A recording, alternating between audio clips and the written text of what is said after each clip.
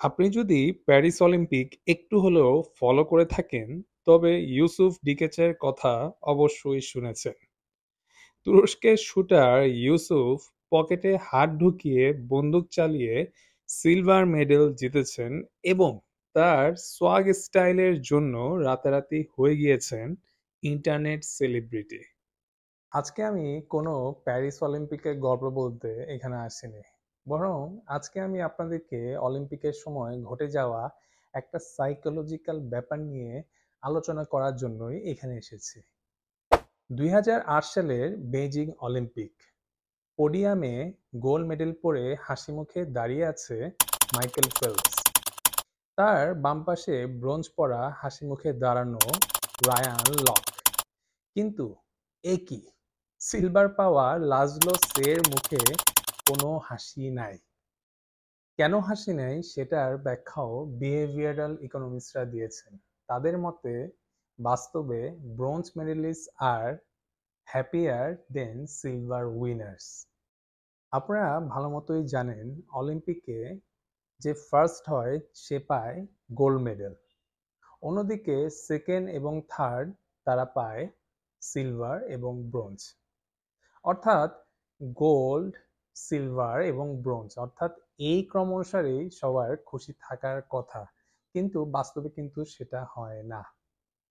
অর্থাৎ সবচেয়ে খুশি হবে গোল্ড মেডেলিস্ট, এরপর সিলভার, এরপর ব্রোঞ্জ। কিন্তু বাস্তবে সিলভার মেডেলিস্টদের থেকেও কিন্তু ব্রোঞ্জ মেডেলিস্টরা অনেক বেশি খুশি থাকে। এটার মেইন কারণ কি জানেন? এটার মেইন কারণ হচ্ছে রেফারেন্স পয়েন্টস। ব্যাপারটা একটু সহজভাবে ব্যাখ্যা করি। ধরেন এই বছর আপনার অফিসে আপনার ইনক্রিমেন্ট হলো 5%, কিন্তু আপনার একজন কলিগের ইনক্রিমেন্ট হলো 10%। কিন্তু দেখা গেল আপনার কলিগ 10% পাওয়ার পরও ততটা খুশি না, কিন্তু আপনি 5% পাওয়ার পরও খুবই খুশি। এখন কেন এরকম হলো?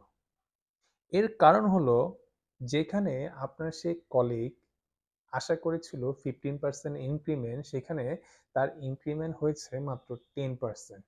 সেইখানে আপনি এই বছর আশা করেছিলেন আপনার মাত্র 3% ইনক্রিমেন্ট হবে, কিন্তু আপনি দেখলেন বছর শেষে আপনার ইনক্রিমেন্ট হয়েছে 5%। অর্থাৎ আপনার রেফারেন্স পয়েন্ট ছিল 3, কিন্তু আপনি পেলেন 5।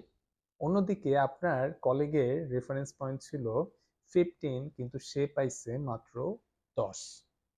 অর্থাৎ বুঝতেই পারছেন, এই রেফারেন্স পয়েন্টের জন্যই এক এক মানুষ এক এক রকম খুশি।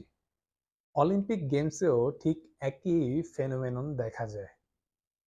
অলিম্পিকে এই ফেনোমেননকে সাইকোলজির ভাষায় বলা হয় কাউন্টার ফ্যাকচুয়াল থিঙ্কিং।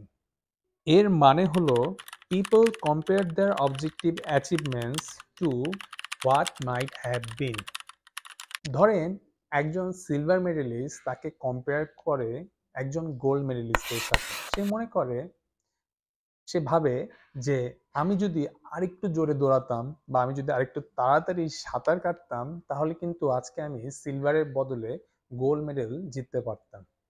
অন্যদিকে একজন ব্রোঞ্জ মেডেলিস্ট সবসময় ডাউনওয়ার্ড কম্পারিজন করে। সে ভাবে at least I am not the fourth place finisher, অর্থাৎ আর একটু হইলেই আমি কিন্তু আমার ব্রোঞ্জ মেডেলটাও পেতাম না, অর্থাৎ সেটাও হাতছাড়া করে ফেলতাম। অর্থাৎ সে যখন থার্ড হয়, সে তখন তাকে কল্পনা করে ফোর্থ প্লেস ফিনিশারের সাথে, এজন্য সে ব্রোঞ্জ পাওয়ার পরও অনেক খুশি হয়।